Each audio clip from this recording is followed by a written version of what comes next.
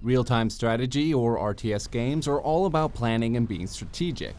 If you want to be successful in your endeavors to take down your enemies, you're going to need to understand the three main phases that make up the core of Halo Wars 2 strategy and gameplay. In this video, we'll go over each phase and discuss them in detail to help you better understand how each phase affects the game and how you can use each phase to your advantage. The first phase of any RTS is to explore and establish your main base. You don't want to spread yourself too thinly during this time, as it will make your bases easier for the enemy to attack and destroy. Instead, you should send out scouting units, decide where you want to establish bases at a later time, and even take note of any resources around the area.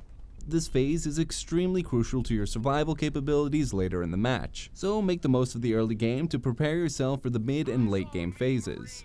Expansion is a key part of the mid-game experience in Halo Wars 2 and other RTS games out there. If you want to properly prepare yourself for the oncoming onslaught of enemies, you'll need to properly set up your defenses. Use the locations you scouted and marked during the early game to establish new bases and places of defense. Then begin funneling units to these areas. You'll want to stay on the defensive for the mid-game era, as the enemy may begin to push back depending on how closely your bases are to theirs. You'll also want to start scouting the enemy's fortifications at this point, to get a better idea of what you'll be facing in the endgame phase. You should also take a moment to set up different groups, so you can easily swap between them and issue orders in the endgame era. The endgame is when everything hits the fan. War breaks out around the level, and you're going to find yourself moving troops around quite a bit. All the hard work from the early game and mid-game phases comes together in a beautiful cacophony of blood, guts, and glory. While many believe that this is the only phase that matters, what you do in the early and mid-game phases greatly affects the outcome of everything that happens in the endgame phase. Using your groups and expanded bases, take down the enemy and rid the level of their fortifications. Start small and attack on various fronts to keep their troops separated. If you find yourself struggling, pull back your troops to go on the defensive.